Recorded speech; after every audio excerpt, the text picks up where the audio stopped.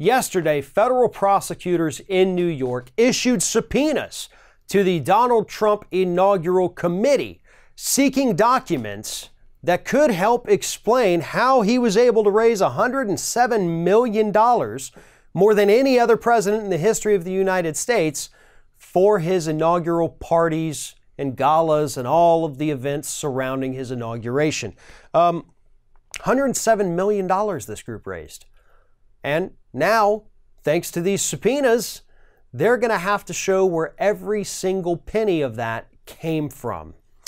The documents, or the subpoena, it seeks an array of documents, including all information related to inaugural donors, vendors, contractors, bank accounts of the inaugural committee, and any information related to foreign contributors to the committee. Because here's the thing, only U.S. residents and legal citizens are allowed to donate to an inaugural committee.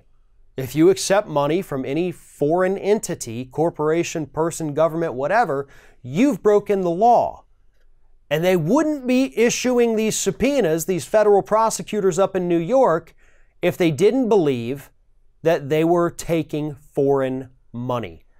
Honestly, they wouldn't have been able to even get these subpoenas if they weren't able to kind of go ahead and show that there's probable cause that these guys were taking in foreign money. And no, I'm not just talking about Russia here.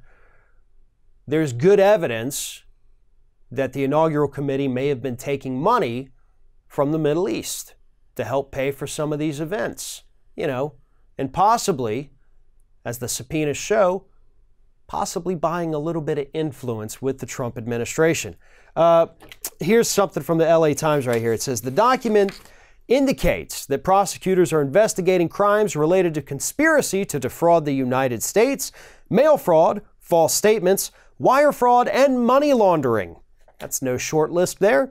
The subpoena seeks information related to broad topics, including information about benefits provided to top donors, training documents for fundraisers, and information related to any payments made directly by donors to vendors, which is also not something that is allowed. Everything has to go through the inaugural committee, although we do have enough available evidence today. Documents have already come out showing that donors did directly pay vendors.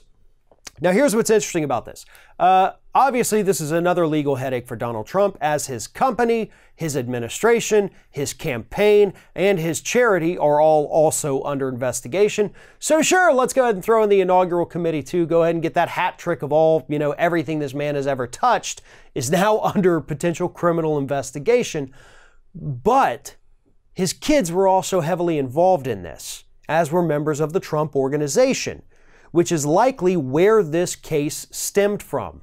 Because let's not forget, these are the federal prosecutors up in New York. They're the ones who've been looking at the Trump Organization. They have talked to Michael Cohen. They have seen emails. And now it has evolved from just the Trump Organization, where members were coordinating with the inaugural committee, some of them even served on it, to now focusing on the inaugural committee. This is a huge evolution in this investigation, and it shows that there is more to it than even the prosecutors and investigators had originally thought.